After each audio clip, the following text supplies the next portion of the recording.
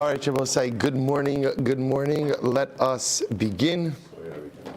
I say good morning, no worries, no worries. Let's begin by thanking all of our sponsors, our Talmud Torah sponsors, for the month of Adar Aleph. To thank Mrs. Salmol for dedicating all of Shemir Drashos this month with immense gratitude for the refuahs from Hashem and the merit of refuah shleimah for all of those in need and the schus of our brave soldiers and the return of our hostages. The Schwartzbaum family in memory of Rabbi Aaron Schwartzbaum, Aaron Yosef ben Meir Zichron Livracha, and the Ziv, Levine, and Berman families in memory of William Ziv, Zev Shmuel ben Yisrael Zichron Livracha. We also dedicate all Maseches Bava Kamma Le'ilui Nishmas Master Sergeant Eliyahu Michal Charush Hashem Yikom Damo. We hope that in the merit of our Talmud Torah, his neshama will have an aliyah, and the family in Kamma. With that, let us begin. We have a lot to do today, Baruch Hashem. Today's daf is Kuf Yud Beis 112, and we are picking up on Kuf Yud Aleph 111b, and we are picking up at I believe Amar Lecha Rava. Is that correct? I was wrong before already once this week about where we were picking up. I think Amar Lecha Rava, which is 2, 4, 6, 8, 10, 12, 14, 16, about 17 lines up from the bottom. So just to reorient ourselves a little bit. Remember again, we're in the midst of a dramatic machlokis over here between Rami Bar Kamma and Rava. Now remember again, let's orient ourselves a little bit in the case that the Mishnah was talking about. The Mishnah spoke about a case of a guy, Ruvain. Ruvain stole an object, and Ruvain left that object, died. Now the shaila is, are his children obligated to go ahead and return that object after his death? Now, what does that depend on? So remember again, in general, there are two things. When a person steals an object, there are two things required in order to transfer that object into a new domain. Number one, yeyosh. Right, number one, yeyosh, right, that the owner has to despair of retrieving it, because if there's no yeyosh, then the object remains in the original owner's possession. And number two is shinui rishus, some type of change of domain. So the shaila is, when the child inherits the stolen object from his thief father, does the yoresh, does the inheritor, does the child essentially have the status of like a purchaser? Because a purchaser would satisfy both of those criteria. Ultimately, again, if there's yeyosh and shinui rishus. So I will say, so does the inheritor child, essentially acquire the stolen object or not?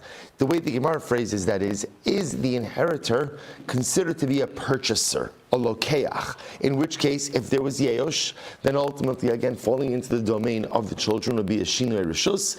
The kids would acquire the object and therefore would not have an obligation to go ahead and return it. That's our machlokes that we saw in yesterday's daf.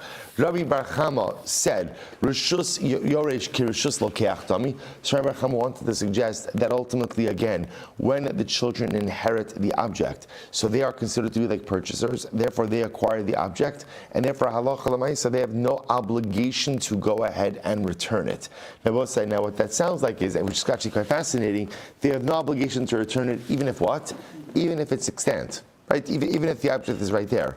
Conversely, Rava said that halacha l'maisa rishus yoresh lav ki rishus lokeach dami. That ultimately, again, the domain of the child is not considered to be like the domain of a purchaser, and therefore, especially if the object is in existence, ultimately the child has the obligation to go ahead and return the object. Incredible. So Amar Lecha Rava. So Rava says as follows: Haki Kamar. This is what the Mishnah means to say.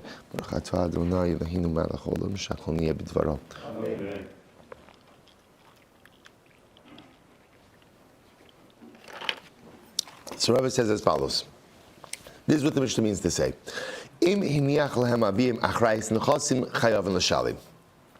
So Rava says what the Mishnah means is as follows. So generally, again, Rava would say like this.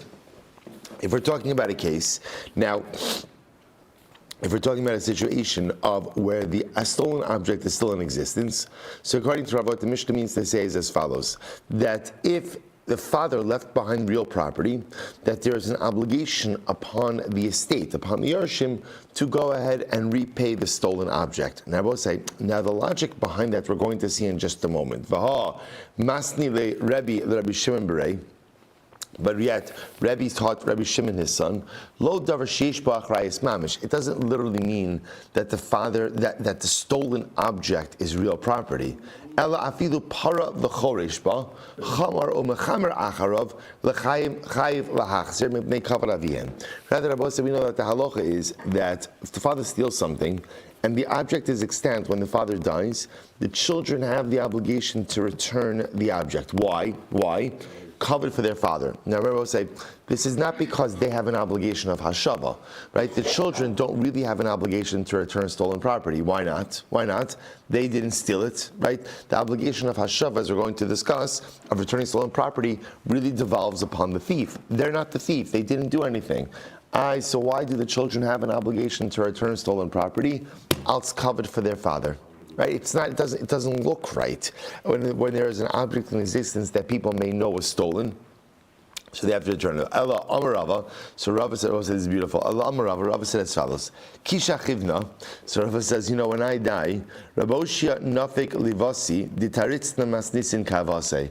Rava said, this is such a beautiful thing. Rava says, when I die, Raboshia is going to come out and greet me in Olam Haba. Why? Because I interpreted the Mishnah in accordance with his opinion.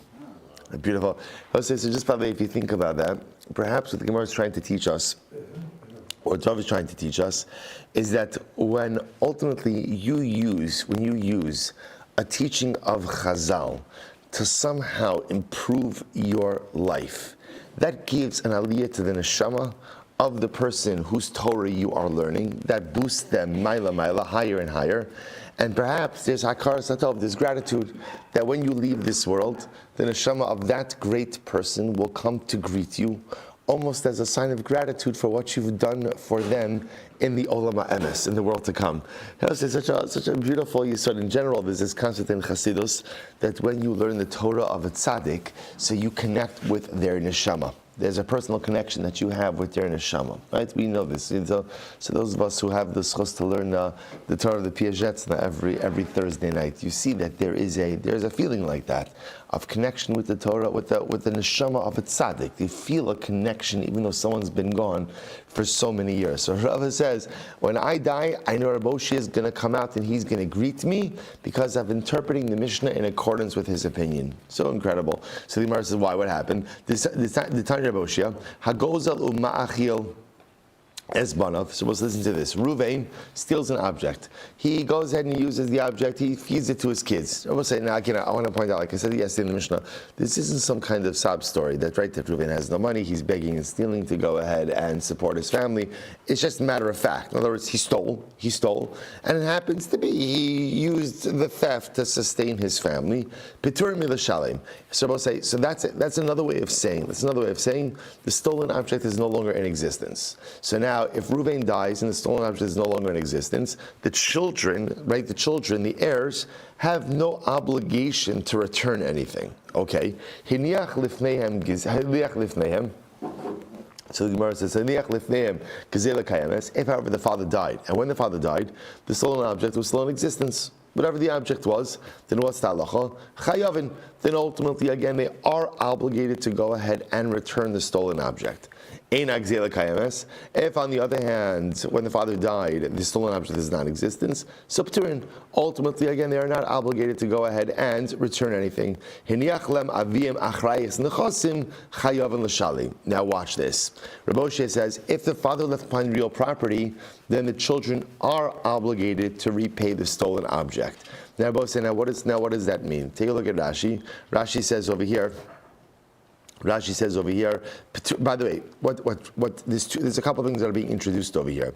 So we'll say, there's a bunch of cases. Case number one, Reuven steals an object. Case number one is during Reuven's lifetime, the stolen object is consumed. So when he dies, nothing is left. Okay, in that case, halacha l'maisa, children have absolutely no obligation to go ahead and return the stolen object. Case two. Hiniach lifneihem gzela kayames chayavin.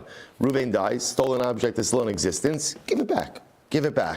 Case three, einak gzela kayames. What happens, case here, both say is, when Reuven died, the object was in existence. The kids didn't know it was a stolen object, so what did? They consumed it.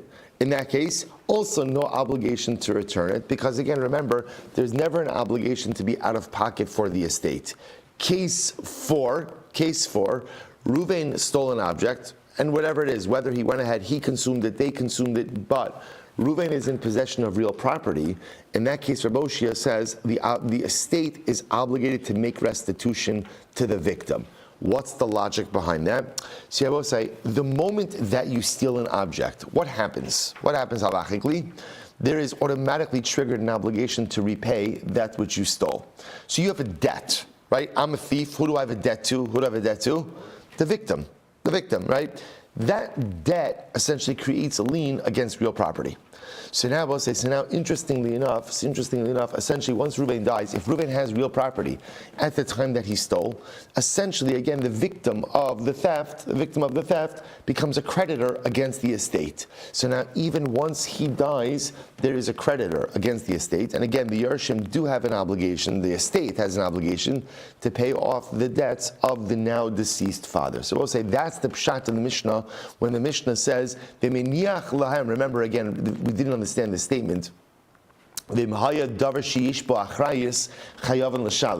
Mishnah said, and if they had a real property, they're obligated to pay. So now Rava comes and explains this according to Rabbi Shmuel. What that means is as follows. In general, if the stolen object is no longer in existence, whether it's because Reuven the thief consumed it or his kids consumed it, there is no obligation of repayment on the part of the children. Okay? If the stolen object is in existence, kids have to pay it back. However, the caveat to all of this is, if Reuven left behind real property, there's always an obligation for the estate to pay back the stolen object. Why? Because upon the theft, there's a lien created against the real property, and the estate must pay off the debts of the now deceased thief father. Incredible. So the Gemara says, Amar Mar, Eina Gzil Kayam es Pturin. What comes out from this is, if the stolen object is not in existence, the heirs are pater from paying back. Shabbos said this would seem to refute the position of Rav Chisda. Rav Chisda would say, Kitanya hahi la'achar yeyosh. When is this talking about? This is dafka talking about after yeyosh. Okay. Amar gzela kayam es chayav l'shalim. But what seems to come clear is, if the stolen object is in existence, the children are obligated to pay it back, to give it back. Does this not refute the position of Rabbi Bar Chama? Kitanya hahi, top of Kuf Yud Beis, lifnei yeyosh. He would set up the case he's dealing with before yeyosh. So I will say, the point over here is yeyosh is the swing factor in this, right? That piece still, that piece is still kind of dangling around in this conversation. Top of 112b, Kuf Yud Beis Amud Aleph, Rav Ada bar Ava Masdi lahad Rabbi Bar Chama aha. So Rav Ada bar Ava, he went ahead and he attached the statement to Rabbi Bar Chama in the following. And I said, I remember again, what did Rabbi Bar Chama say? Rabbi Bar Chama wanted to say, Reshus Yoresh ki Reshus Lokeach Dami. Right, that ultimately, again, when something comes into the domain of an inheritor, so I will say, so essentially the inheritor acquires it. Assuming that we're talking about after Yeyosh, so assuming that it's la'achar yeyosh, so the idea of coming into the domain of the inheritors is considered to be a shinei rishus, a change of domain. So that yeyosh plus change of domain allows the inheritors, allows the kids, the yorshim, to acquire the object. Okay, so Rav Ada bar Ava, Masni v'hadrai bar Chama aha. So Rav Ada bar Ava, he went ahead and he explained the statement to Rabbi Bar Chama in the following context. Hiniach lahen avihen ma'os shel ribis. So it's a lot of interesting cases over here. Let's say Reuven lent money with interest. And Shimon paid, so Reuven lent Shimon $1,000. Shimon paid him back $1,200. Okay, now Reuven has that money in his account when he died. So we'll say, by the way, the halacha with interest is, remember, both parties are culpable.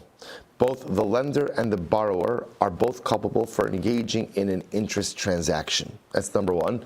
Number two, interest falls under the umbrella of theft, and therefore, even if you've already collected it, there is an obligation to go ahead and return it. So in this case over here, Reuven lent Shimon the money, right? $1,000. Shimon paid back Reuven $1,200, and $1,200 is sitting in Reuven's savings account when he dies. Okay, so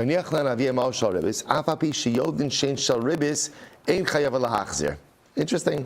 See, even though now the kids know that this was ribis money, interest money, they are not obligated to go ahead and return it to Shimon.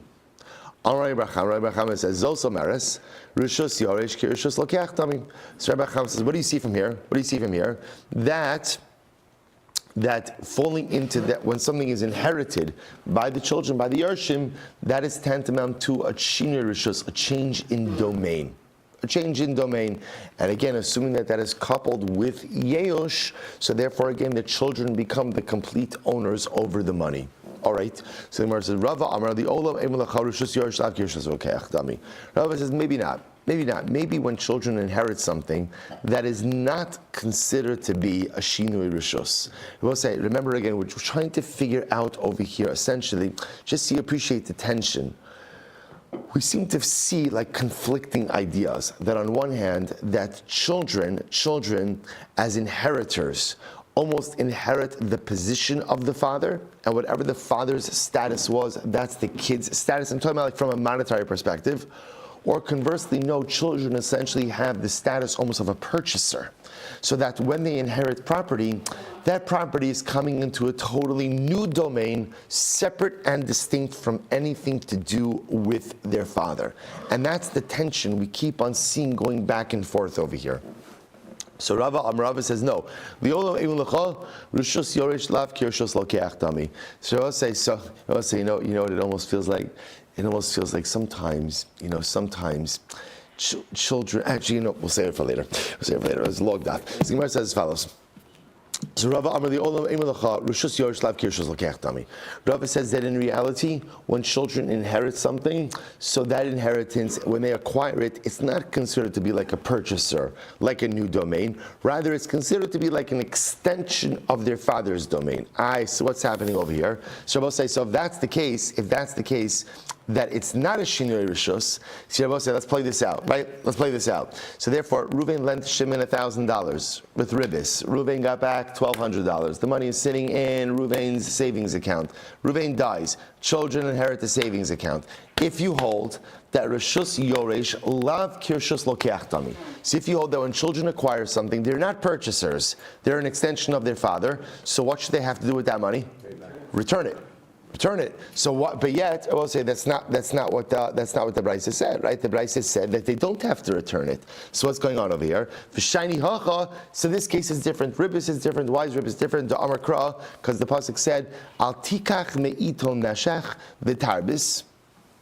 Ahaderle kihechi dinachi bahadach. So Rabbi says, so the pasuk says, do not go ahead and don't take interest. Don't take interest, right? Why? So the Gemara says, v'chayachicha imach. The pasuk says, let your brother live with you. In other words, don't take interest, so that you allow someone else to live normally. If you take interest is very difficult. A person has to then pay back more than they borrowed. So don't take interest on someone. Allow your brother to live alongside you. So in other words, the Gemara says, and if you did take interest, we infer from that, give it back to your brother so that he has the ability to live alongside you.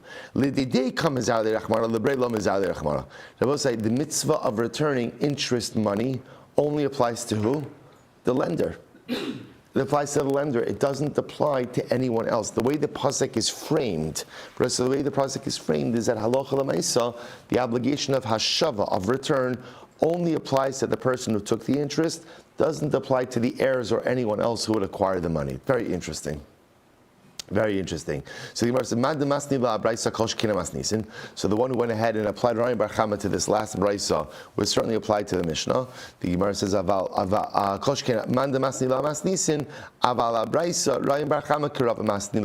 the one who applied it to the Mishnah wouldn't necessarily apply to the brisa, because he can say that Ryan Bar Chama holds like Rava. Okay, so I will say, so we have a number of open items over here, right? Just in general, we're still stuck with the normal open, not stuck.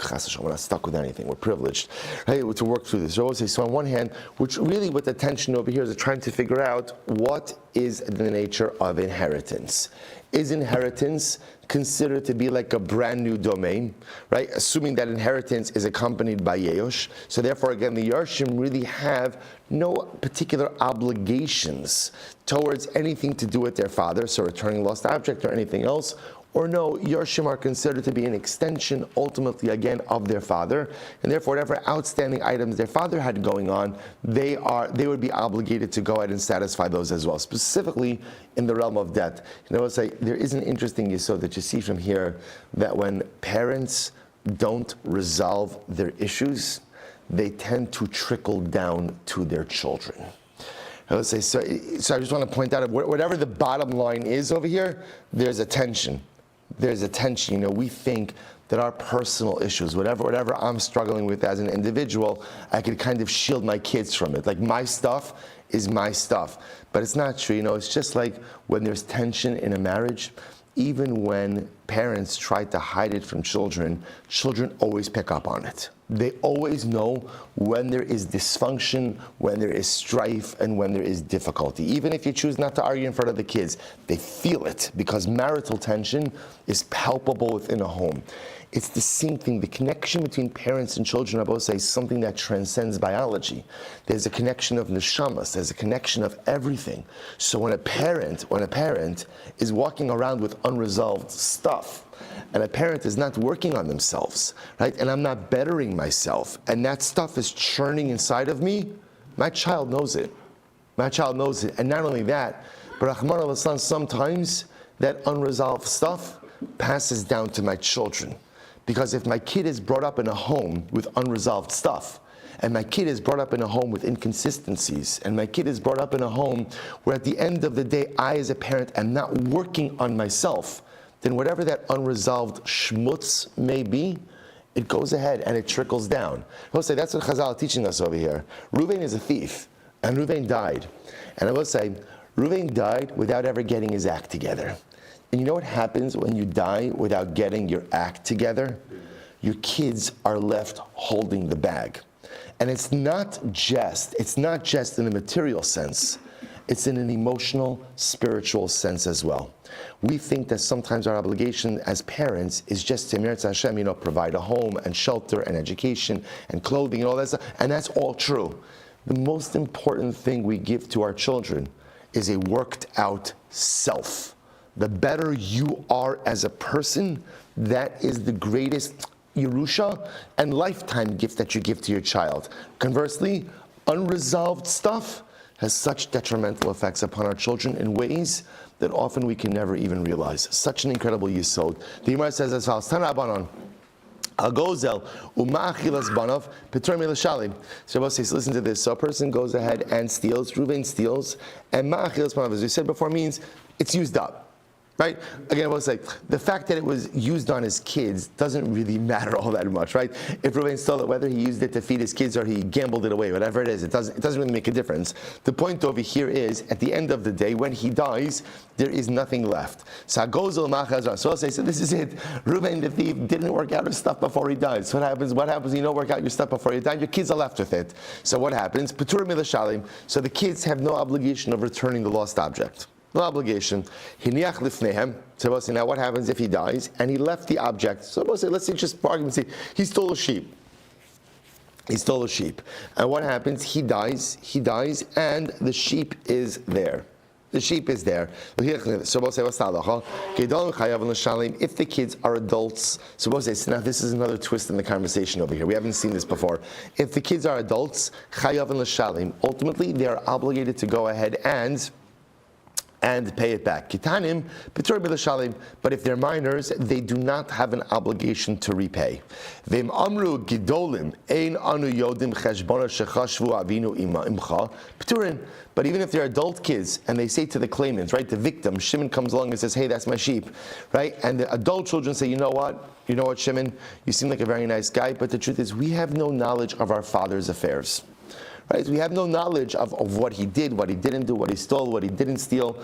And as such, again, we're not saying that what you're saying is not true, but we also can't what? We also can't say that what you're saying is true. In that case, Peturin, they would be exempt from repaying. So I'll say, so watch what just happened over here. So this entire conversation took a dramatic and overwhelming turn. So remember again, same case, Reuven the thief, stole. Right? Stole. So again, case number one, which is always the simplest case, which almost everyone seems to agree with, which is what? Reuven stole the object, consumed the object, now died. What's the obligation of the children? Obligation of the children? Nothing. Except, one possibility again, what's the wrinkle in that? Not the wrinkle, what's the except? If Reuven left behind real property and he owned real property at the time of the theft, then there could be an encumbrance on the real property for the theft. So that's that piece. But let's kind of push that on the side a little bit for now, right? So no stolen item in existence. Children have no obligation to return the object. Okay, case two. The object that he stole is still in existence. I will say, so now this new brisa adds in a new dimension. It depends. What does it depend on? The age of the yarshim. If they're kitanim, no, you can't collect anything from kitanim. There's nothing to talk about. If they're gedolim, they'd have an obligation to go ahead and repay. However, if they say, listen, we have no knowledge of our father's estate, in other words, we're not disputing what you said, but we can neither confirm nor deny. Right? So then in that case, they're pater from paying. So the Gemara says, I don't understand. Mishum da amri ein anu yodim peturin. I don't understand. So that's it. That's all they need to do to exempt themselves. They can just say, I don't know. Right? I don't know, that's it. I don't know is suddenly a defense, and I don't know is suddenly enough to say they don't have to pay. That doesn't make any sense. So the Gemara says, Amar Rabbi, it means to say, Hachi Achamar, Kidolim Sha'amru Yodim Anu Cheshbon Shechashav V'inumcha, V'lo Pash L'cha Gabei V'lo Midi. No. Rabbi says, what's the case? The case is where Shimon comes along and says, hey guys, I'm sorry to tell you this, your father was a thief, right? I'm sure I have many good qualities as well, but he was a thief, and that's my sheep, right? And the children say, listen, we are well versed in the estate of our father, and he never stole anything from you. They make a certain claim that the item was not stolen, so P'turin, they are pater ultimately again from repaying anything. I will say the truth is, it's really not such a chiddush, because really what is this? This is a case of hamotzi mechaver alav araya. Like in other words, it's fine, Shimon's showing up and Shimon's saying it's stolen, you can say whatever you want, right? But Lamaisa, if the kids say it's not stolen, so that's it. It's what we call yadam al ha'elyona. They have the upper hand. Why? Because they're muchsa, because they're holding on to the property. Okay, Tanya idach, another brisa. Hagoz alu ma'achil. We'll say Ruvain steals and uses up the object. So bana p'termi l'shalem. Then ultimately his children have the obligation of restitution. So now both say case two. Ruvain stole the sheep. He died and he left the sheep in front of them. Right? He left the sheep in existence. And then the children consumed it. Right? The children consumed it. Bein gidolim, bein getanu chayavim. Whether they are adults or minors, they have an obligation to go ahead and give it back. Okay, interesting. So the Gemara says, I don't understand. First of all, look at. Fine. So they have an obligation to give it back. So the Gemara says, Kitanin mi mechayvi? I don't understand. Kitanin? Right? If the Yarshim are minors, they'd have an obligation to return the object. Lo yehe ela da'azik azuki. They should be no worse than a katan who does damages. They both say, what's the halacha of a katan who damages? What's the halacha? Pater. Right? Pater. Why? Because Lamaisa, again, a katan doesn't have any liability. So I don't understand why would the kitanim be chayiv for going in and consuming the stolen object? This is what it means to say. Watch this. Rabbi says like this: if Reuven died and the stolen object was extant, in other words, the children did not yet consume it. So bein gedolim bein kitanim chayavin. So we'll say, okay, that's a little bit easier to swallow. Meaning, at the end of the day, if the stolen object is in existence, whether the heirs are adults or minors, there's an obligation for them to give it back to the owner. So the Gemara says, that's the halacha. So we'll say, now again, if the object is not in existence, then again, ultimately no one is obligated to go in and give it back. Amar Rava, hiniach lemaviem parashula. So we'll say another interesting case over here. So we'll say, so we just have to point out, we have to tie this up, right? Because there's a lot of stuff happening over here, but we are not yet at the end of the sugya. Now again, the one piece that does seem to feel that everybody is pretty much rallying around is that if Reuben stole the object and consumed the object during his lifetime, then there is absolutely no obligation upon the children to pay back anything. Again, we only have that real property thing which we'll have to deal with, okay? And again, if he went ahead and he left it behind, if the object is extant, it seems to be that the majority opinion is that what? Give it back. Give it back. If the stolen object is still in existence, give that stolen object back. Ultimately, again, it seems to me the machlokes cases would be a case where the heirs themselves consumed the stolen object, or maybe there's a distinction between adult heirs versus minor heirs. Okay, so if you're confused, that just means you're paying attention, right? So if you're confused, you're following the Gemara perfectly, because we have a whole variety of opinions over here. But again, we'll say, here's the good news. Anytime you're confused in life, know that if you hold on long enough, clarity will come. Clarity will come. In life, it could often take years. In the daf, Emeretz Hashem, it's going to be by tomorrow the latest. So that's the good news. Says the Gemara. Let's go. Amar Rava, Hiniachal Naviyan Parashula. Now, this is a great case. This actually they're all great cases. It's fascinating. I just want to point out each of these cases, you could delve into it so fascinatingly, but okay, we'll have to do it a little superficially. So Rav says, listen to this. Ruvain borrowed a cow from Shimon. Okay? Now we'll say what happens. Ruvain died during the duration of this borrowing. So he borrowed it for a year, and he died in the middle. So we'll say, what's the halacha? So the Gemara says, Mishtamshin ba kol yimei she'elasa. So the children have the ability to go ahead and utilize it all of the remaining days of the borrowing duration. On the other hand, so we'll say Mesa, Ein Chai Bosa. Now we'll say, normally a borrower is called a Shoel, right? A Shoel has a heightened level of responsibility. Remember again, we'll say, in halacha, responsibility is directly related to the amount of usage you have. So since a shoel, a borrower, has essentially full usage over the animal, therefore again, he has extreme responsibility. So for example, a shoel is chayiv even if the animal dies. Even not through negligence. The animal just dropped dead, right? Just died. So normally a shoel is obligated for that. Shoel is also chayiv even for onsin, even for extenuating circumstances. Now here's what's interesting. On one hand, we say that if the father dies, the children are permitted to go ahead and use it. Yet on the other hand, mesa in chayiv bonsa. If the animal dies, the children are not chayiv for any onsin, not chayiv for any extenuating circumstances. Now, what's the logic of that? I will say. So, on one hand, the logic seems to be. Take a look at Rashi. Rashi says over here, "Ein chaybon said the lo kiblu alay nitirusa." So, on one hand, the halacha gives them the right to use it as an extension of their father, but yet does not vest them with the responsibility of their father because they never accepted that heightened level of responsibility upon themselves. Isn't that interesting? So they can use it, but they don't have the same level of responsibility. What happens if they didn't realize that the cow was a borrowed cow? Instead, what did they think? They thought it was their father's cow. So what do? They shechted it. They shechted it and they ate it. So what's the halacha? So and again, now remember, if this is a case of theft, if you treat it like theft, then what are they going to be chayiv? Arba v'chamisha. So Gemara says, no. Rather, again, it will say, obviously, they thought it was their father. So therefore, what's the halacha? Mishalman d'mei basar b'zol. They have to pay back the owner, but they only pay back the value of meat when meat is cheap. Right, the cheapest value of meat. Okay. However, what happens if the father left behind real property? Then chayavim l'shalim. Then they are obligated to go ahead and pay back the value of the stolen object. Now, both say. Now, the question is, what do we do with that statement? So some append or attach that last statement to the first part over here. And some appended ultimately again to the Seifa. Man de masnila aresha kol shekena Seifa. The one who applies it to the ratio will certainly apply to the Seifa. Upliga de Rav Papa. And this would argue on Rav Papa.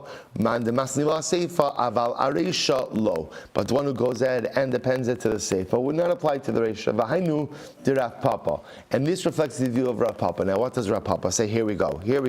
Dam Rav Papa. Haisa para ginuvalo v'tavcha b'Shabbos. Okay.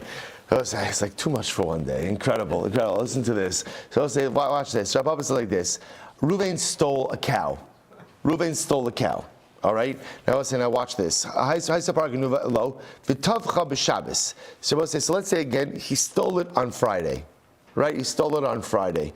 Right? Because again, Reuven doesn't want to steal on Shabbos because again, he's from. Right? So I'll say, so again, he steals on Friday. I will say, by the way, you see this all the time. Everybody's got their inconsistencies. So there is such a thing as a Shomer Shabbos thief, right? Right? Because again, we all have our areas where we're great and our areas where we're just living on the wrong side of the law. Such is human nature. So I said para gnuvalo. So Reuven stole the cow on Erev Shabbos. So already on Erev Shabbos on Friday, the object was stolen. The Tavcha b'Shabbos, and he slaughtered it on Shabbos. Now we'll say, so what's the halacha? Chayiv shekvar chayiv b'gneva kodim sheyavo lidei Eser Shabbos. We'll say, so in this case over here, he's going to be chayiv both arba v'chamisha as well as a death penalty for going ahead and violating Shabbos. So we'll say, now remember, we normally have a concept as what? Kimle b'drabimine. That when you go ahead and you commit a crime that results in two liabilities, one a capital punishment and one financial liability, capital liability sets aside financial liability. However, that is only if there is a simultaneity. If the two obligations develop upon a person at two different times, then one is chayv both. So we'll say, now watch this. Watch what's happening over here. Take a quick look at Rashi. Rashi is in the wide lines, 4 lines into the wide lines.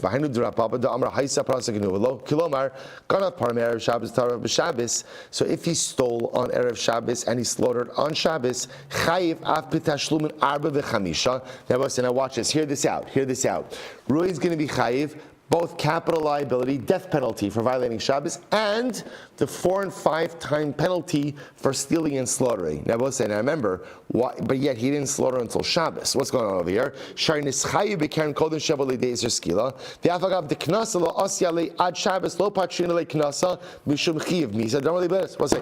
This is so exciting.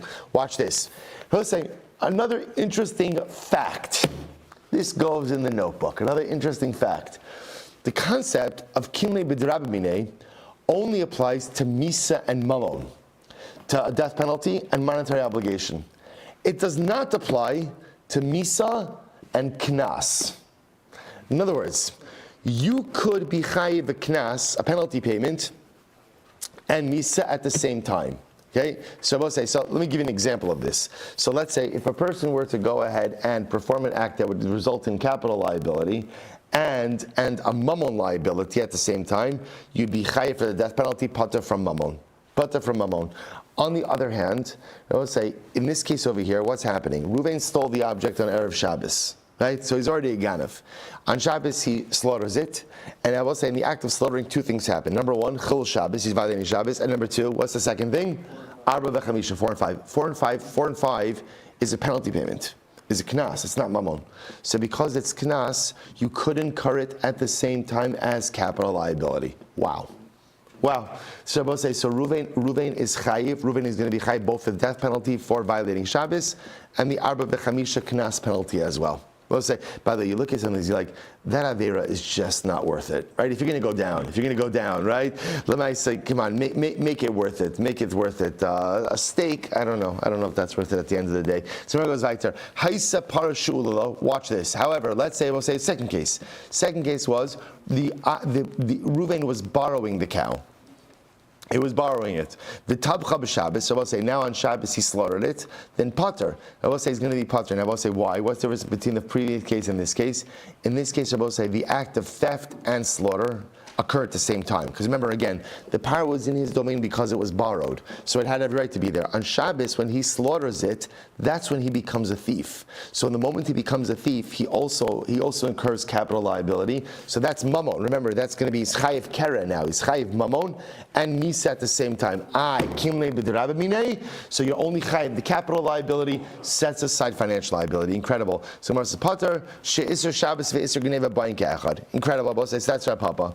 Okay, good. Let's go later. Gets better. So the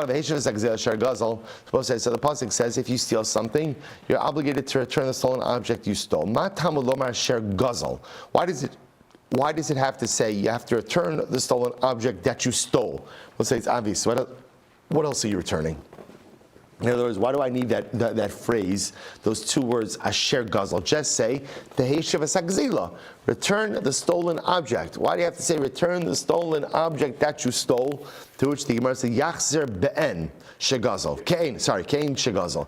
You will say, it means you have to return the stolen object in the same state that you stole it. In other words, you have to steal this. You have to return the stolen object when the object itself is extant, when it's in existence. Look at Rashi. We'll say 3 lines up from the bottom. Kilomar im gezela kayemes yachzir, aval in gezela kayemes potter. Interesting. What it seems to be telling us is, if the stolen object is in existence, you have an obligation to return it. If the stolen object is not in existence, you don't have an obligation to return it. What does this mean? Here it is. Mikan amru hagozel umachilas banov Peturim mila shalem. Shabbos say this teaches us that what? That halacha l'maisa. If Reuben stole an object and it was consumed and now he died, the children have no obligation to return the object. Why not? To return stolen property. Why not? Why not? It doesn't exist. It doesn't exist. On the other hand, hiniach lifneihem bein gedolim bein ketanim chayavim. On the other hand, if Reuben stole the object and he died, and the object is right there, the stolen object is still extant, then what? The children have an obligation to return it.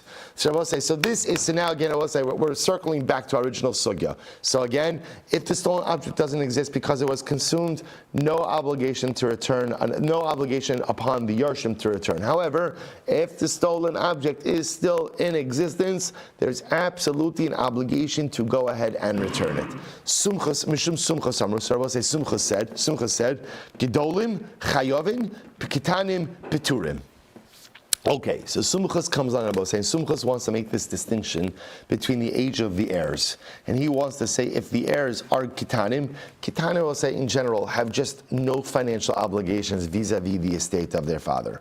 So if it's Kitanim, even if the stolen object is in existence, the Kitanim do not have an obligation to return it. Conversely, if they're Gedolim and the stolen object is in existence, they most certainly have an obligation to go ahead and return it. Okay, here we go. So we'll say, watch this story. Great story. Bar Chamud Rabbi Yirmiyah Tarak. Gali bi'apei Rabbi Yirmiyah. So we'll say, so what happened? So Rabbi Yirmiyah's, so give you background. Rabbi Yirmiyah's father-in-law died. So we'll say Rabbi Yirmiyah was now coming along to go ahead and take possession of his father-in-law's house. Okay? Now, first of all, he waited till he died. That's number one. Right? I just want to point that out. Right? So now understand what's happening over here. We're going to see Rabbi Yirmiyah was claiming that his father-in-law had conveyed ownership to the house to him during his lifetime. Okay? We're going to see in just a moment. But watch what's happening over here. So Rabbi Yirmiyah shows up at the house, and his brother-in-law, Bar Chamua, the son of his father-in-law, so Rabbi Yirmiyah's brother-in-law, Tarak Gali Bi'apeh, slammed the door in his face. Right? Slammed the open door in his face, namely, meaning would not let, he understood Rabbi Yirmiyah wasn't coming to say hello. He was coming to take possession of the house. The brother-in-law closed the door in his face so as not to allow Rabbi Yirmiyah in the house, to prevent him from going ahead and taking possession of the house. Okay? So Rabbi Yirmiyah comes before Rabbi Abin. Amar Shaluhu Tovea. So again, Rabbi Abin says, Rabbi Yirmiyah, I don't understand. Your brother-in-law is the heir. He's the son of your father-in-law. So yeah, he's closing the door in your face because he feels that the house is his. And he's claiming his Yerusha. But I have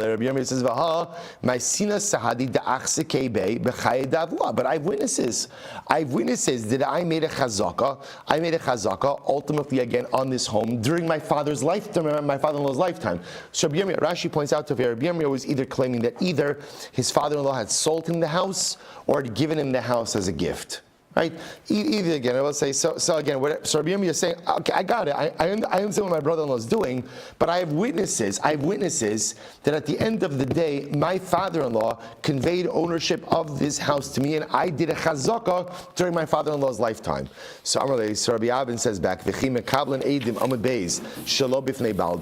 I will say, but in general, you can't go ahead and receive testimony not in the presence of the litigant. Now I will say, now we're going to get into this, it's another thing we're doing today. So again, this idea that when you're adjudicating a case, the parties have to be present. And you can't adjudicate a case without the involved parties present. Here's the problem, I will say. The brother-in-law, another wrinkle in this, the brother-in-law was a katan. A katan essentially is like an non-present party. Non-present party. So Rabbi Avin said to Rabbi Yirmiyah, you're stuck. You're stuck because the truth is your brother-in-law is a party to this litigation or to this issue, and because he's a katan, it's as if he's not here, and because he's not here, you can't litigate with him. So the truth is you're probably going to have to wait until he becomes a gadol to try to work this through. I just want to point out, Rabbi Yirmiyah has witnesses. First of all, I'll just also point out that you see how interesting it is that, financial disputes in the aftermath of death, right, are common. It's unfortunate, which is again another good Musar Haskell, which is make sure you have a will, and make sure you have an estate plan, and make sure that your children know exactly what your future plans are. People don't like talking about these things. They don't like taking care of burial plots, or they don't like taking care of estates. I'll say it's so important. We don't know how long we have in this world, and it's so important to have these kinds of affairs worked out. It's the best thing, just like when you're, right, just like every single parent wants there to be shalom between their children. You want there to be shalom between your children even when you're not here as well. So if you have assets, it's so important that you indicate to your children, and you have a document that indicates how you want those assets dispersed. It leads to so much more shalom. It doesn't mean that everybody's happy with what they get, right? But at least l'maisa, there's no argument between what everybody is getting in any event. So the point over here, Rabbi Yirmiyah, you're stuck. You're stuck because your brother-in-law is claiming that he's the heir. He's a katan, and you can't adjudicate a case without all the parties present. Someone says, "Velo, you can't adjudicate the case without all the parties present." V'hakatani, being gedolim, being katanim, chayavim. I will say, but yet again, what do we just learn? What did we just say right before? We just said before that if Reuven the thief leaves behind the stolen object, and that object is extant, then what? The Yarshim are obligated to give it back, even if what? Even if what? Even if they're kitanim. So you see from here that we do litigate with kitanim. To which the Gemara says, Amarlei, hare machlokes, sumchos b'tzidach. Okay, but I will say, but remember again, there's sumchos. And what does sumchos say? Sumchos said we only go ahead and take stolen property from Gedolim and not Kitanim. So you see, Simchas holds that we don't involve Kitanim in litigation. So Amar, Ichbal Kuli Alma Vakai Kisumchas Lav Komididi. So what Rabbi Yirmiyah says, so suddenly everybody agrees with Simchas, right, in order to kind of stack the deck against me. So again, there's Simchas. Simchas is the one person who says that we don't remove stolen property from Kitanim. What about everyone else who says we do? So again, Simchas would say, I'm making a claim that it's my property. My brother-in-law is holding it illegally. We should be able to litigate this out. Adahachi, let's listen to this. Adahachi galgal milsa. So I'll say, as all of this is going on, the matter continued to escalate. Asa umata lekamed Rabbi Yavo. So the case came before Rabbi Yavo. So Rabbi Yavo heard about the Rabbi Yirmiyah and his minor brother-in-law. Amar lo shmiya l'chuluhad Rabbi Yosef bar Kamma. Did you not hear about what Rabbi Yosef bar Kamma said? What did Rabbi Yosef bar Kamma say? Amar Rabbi Oshia. Amar Rabbi Yosef bar Kamma. Rabbi Oshia tinok shetakaf ba'avadav. V'yarad l'soch sedei shel chavero v'amar shalihu. So what happens in the following case? You have a tinok. Now I say in this case, tinok is a pretty precocious tinok, right? So again, it means a minor. You have a minor who took avadim. Now I say, there's two lashonos, and I should go with the first one. He took his own servants, right? Those avadim that belonged to him, belonged to his father. He goes into the field of someone else, and he claims this field is mine. Now why does he bring the avadim with him? Now remember, one of the ways you acquire a field is how? Chazaka, right? One of the ways you can perform chazaka, proprietary act, is working the field. So the tinok brings his avadim with him into Shimon's field, has the avadim work the field and say, field belongs to me. Field belongs to me. So what's the halacha? I will say, so now the katan, if he's smart, he can say like this, you can't litigate with a katan. Can't litigate with the katan. So let's say if our hands are tied, then what would end up happening essentially is we'd have to he'd hold on to the field until he's a gadol, then we'll bring him to base, and the Gemara says, no, we don't do that. We don't say, we don't say, let's wait until he grows up and then we'll litigate with him. Ella, motzin miyado miyad. Rather, what we do? We say, listen katan, right? Get out of here, right? We take the field from him right now, and then ultimately, and again, when he gets older, if he wants to go ahead and bring witnesses and litigate this out, then fine. Rabbi say, what do you see from here? What you see from here is that we do not give the statements of a katan legal standing.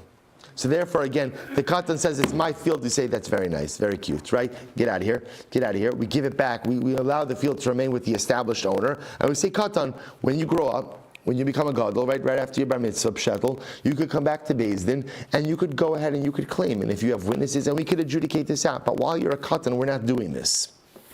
We're not doing this.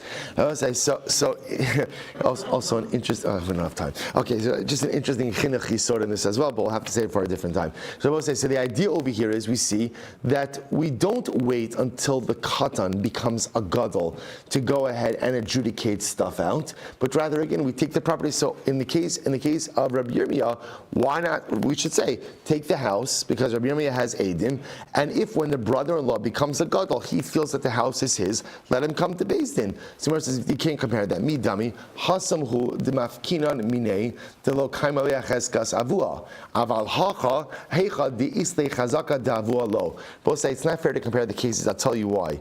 In this case, both say, remember again, Rabbi Yirmiyah's brother-in-law is the presumed heir. This is an important distinction over here. As much as Rabbi Yirmiyah has witnesses, but remember, I will say, this brother-in-law is the son of his deceased father-in-law. So the way the halachas of Yerusha work is property goes from a father to the son. So I will say that's a pretty strong legal standing over there. So you're right. Normally, what we would say to a katan, if a katan is making a claim, we say, get out of here. You're a katan. And when you get older, you could come back and we can adjudicate this out. Otherwise, we're leaving it in the ownership of the person we know. But this case is different because the katan is claiming Yerusha. And again, I will say that's a pretty strong claim. So as such, this is an adjudicable case. So we'll say, now remember again, this whole thing happened, right? So you have Rabbi Yirmiyah making the claim that the house is his. Brother-in-law making the claim that the house is his. Everybody making their own claims. So I will say, so now interestingly enough, based on this, the Gemara wanted to say, remember the first person Rabbi Yirmiyah went to was Rabbi Avin, and Rabbi Avin said you don't really have recourse. Why not? Because at the end of the day, he's a katan, and a katan, it's as if he's not present, and you can't adjudicate a case not in the presence of the litigants. So the Gemara says, Rab Shabsi mikablan edim shol b'fnei bal. Rab Shabsi disagrees with this, and he says no, you can't accept testimony even not in the presence of the litigants, even not in the presence of one of the Balei Din. So Rabbi Yochanan, really? You could accept testimony, you could adjudicate a case even not in the presence of a litigant? So the Gemara says, Kibla minei Rabbi Yossi bar Chanina, kigon shahaya hu chola, or Eidav Cholin. You could, but I will say maybe in a particular extenuating circumstance, like where somebody was sick. Let's say there's a case that needs to be adjudicated, and let's say again a Baldin, one of the litigants was unable to come, or the witnesses were unable to come. Or for that matter, again, you have witnesses. The witnesses ultimately need to go overseas. So we called the litigants, said, guys, you need to come now in order to get testimony. And let's say, again, one of the litigants wouldn't show up. So we'll say, in those kind of cases where there's more of an extenuating urgency, we will receive testimony even without the presence of all the litigants. I will say, interesting halacha. You could receive testimony even not in the presence of the litigants. I heard Nechlesh Shmuel's statement. That's the case ultimately where they already began the adjudication process. If they began the case and then for whatever reason one of the litigants was not there, you could continue forward with the case. And ultimately, again, it's a case where Beis Din accepted the case, so to speak. They began the process. They dispatched for litigants to show up, and the litigant didn't show up. But if Beis Din did not yet begin to adjudicate the case, then the Gemara says, well, I'm sorry. So this is interesting. If the local Beis Din did not yet begin to adjudicate the case, they summon a litigant, and the litigant says, I'm not coming to you, I'm going to the high court, right? Go big or go home, right? I'm going to the high court in Jerusalem, then ultimately he has a right to do that.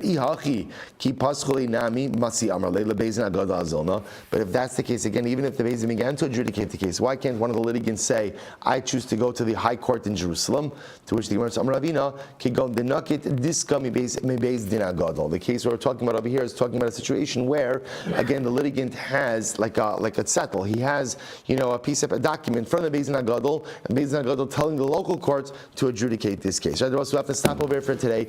We'll pick up. So again, we still have many open ends from our previous sugya. Now we launched into this new discussion about the ability of Beis Din to adjudicate a case, even not in the presence of the litigants. To be continued tomorrow. Shkoyach.